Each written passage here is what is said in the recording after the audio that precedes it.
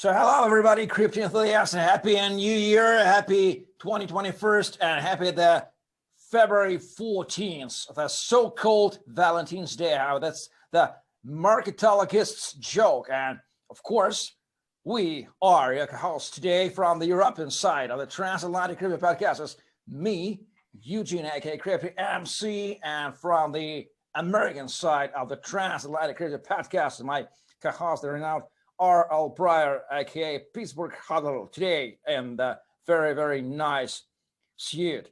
So, man, that's great to hear you again. I think we have a lot to discuss since we recorded our last 9th episode. And let's start with not so likely news, but everybody in the world is fucking discussing the Bitcoin price, and we should do. Yes, sir. Your prediction that Bitcoin will be reaching 60K per unit. It's almost done. It's almost 50K. What do you think about that? Oh man, in March, 11 months ago, when we dropped, that liquidity crisis, when the stock market dipped, and then it brought Bitcoin down, when everybody jumped, out of stocks, out of crypto, we went down to $3,800 Bitcoin, and nobody wanted, not nobody, that's hyperbolic, but very few of us wanted to be here. But you and I, we were here telling everyone that this bounce back would happen. And I've long predicted a $65,000 Bitcoin, like you mentioned, and we are not far off now. We're only actually $16,000 off. It's right under $49,000, $48,951 as you and I speak. And it does feel pretty good. A little, validation for all the hard work that people like you and I have put in over the years. Seeing this thing mature is really exciting. And how to explain this phenomena of the bull run of the Bitcoin price? Is it related to a so-called Tesla buying 1.5 half a billion, blah, blah, right. blah. Everybody is discussing Elon Musk and Tesla too, but seriously, what are the reasons? Well, I think it's just inevitable that these people were going to come along eventually. You and I are big Austrian school economics guys, and when the market provides value, people are going to just naturally come into whatever provides them with more utility and value in their daily lives.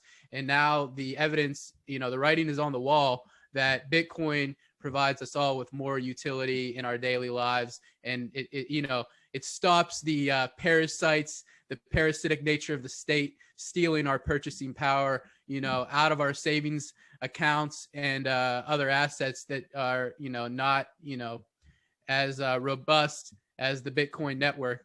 And like you mentioned, we saw Tesla come in this week. They put in $1.5 billion, which is roughly 8% of their entire treasury into Bitcoin. And I assume that will just be the beginning, as the investors in Tesla and their board and all of those guys just see how much more money they're going to make holding something that isn't losing 15 or 20% a year. And this really is just gonna snowball. We're going to see more and more corporations, these companies, they just can't hold dollars. Like Michael Saylor said, they can't watch 15% of their balance, their treasury just dissipate because of inflation. And the government has no plan to stop that. 23.6% of all dollars have been created in the last 6 months. And with this upcoming proposal for another stimulus plan here in the United States, they want to add another 1.9 trillion. This is quantitative easing, or they call it's just QE to infinity now.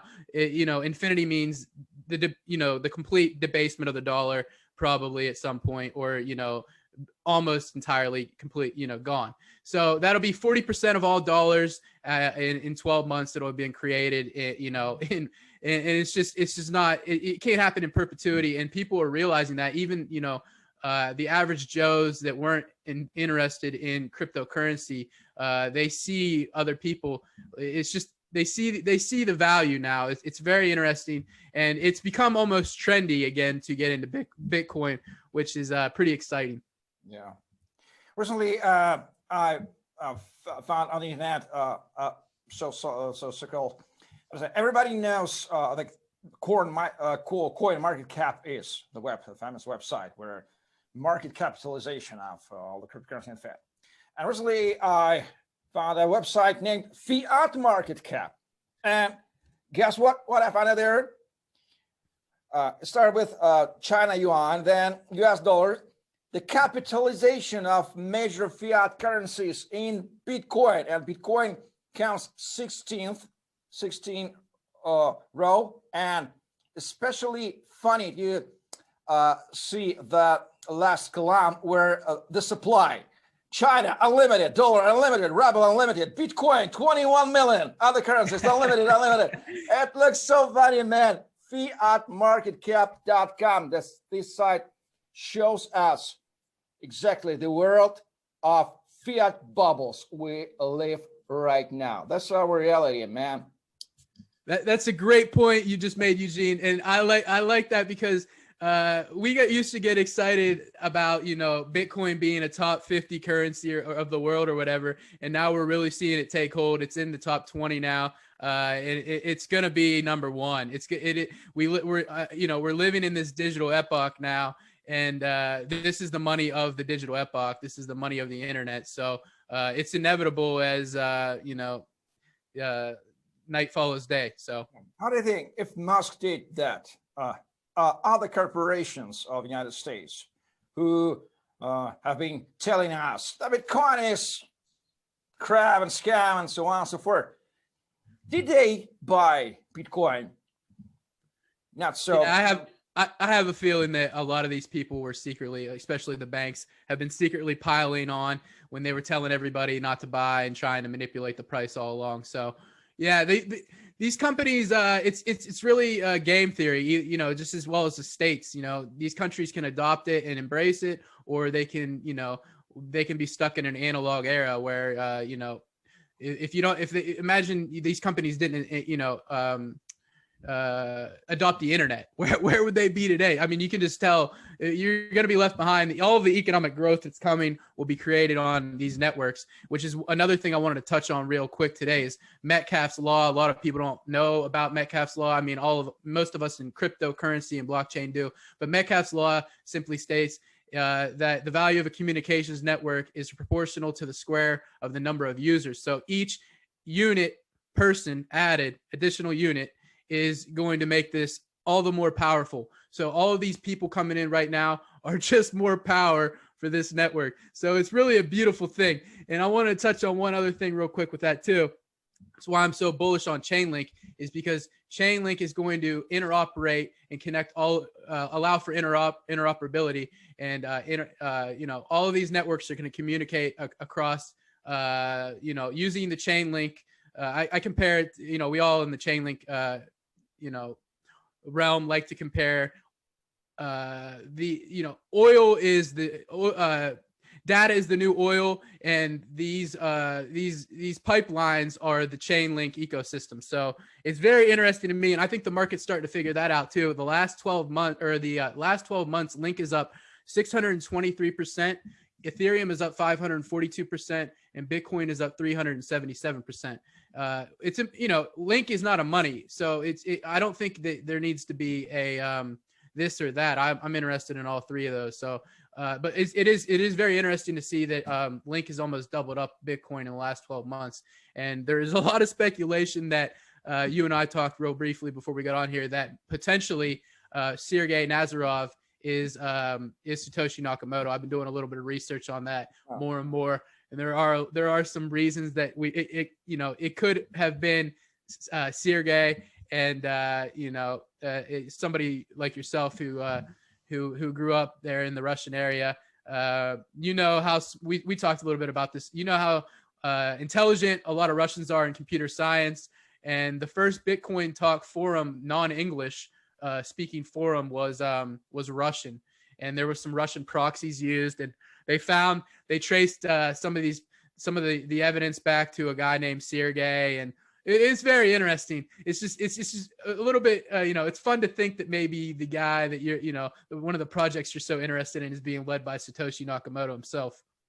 By the way, Sergey Brin, one of the founder of the Google, he also has Russian roots too. Right. So you may have noticed that the majority of community are totally disappointed with total increasing of ETH or Ethereum price, gas price, and so forth. How do you explain this phenomenon? Just because of DeFi growth or what? Right. That's a great question too.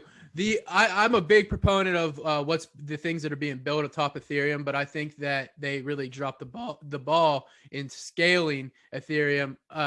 Also, I understand their point. They didn't want to push something through that they weren't ready to do. So I'm not there on the day-to-day basis to really rebuke them or say that they didn't do it the right way by releasing, trying to scale this in the bear market. They kind of, you know, they're trying to do it now. It seems like it's a little bit too late for this cycle, maybe.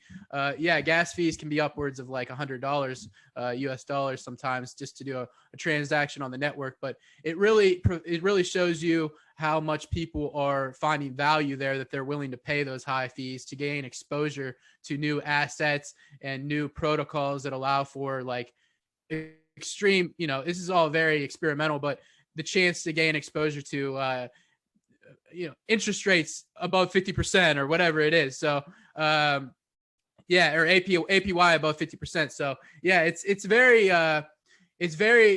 cool to see this happen. But I do think we are going to see more developers jump ship to protocols like Zilliqa or DOT or things where they can build.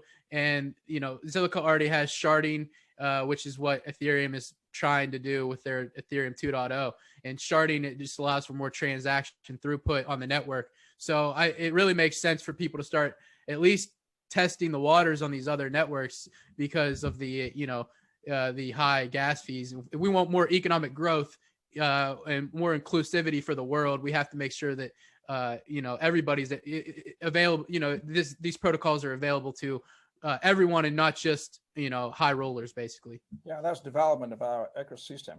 And guess what? A couple days ago, I was told that my colleagues, they decided to move from Ethereum to Tron blockchain due to gas prices, due to price. That's a decision.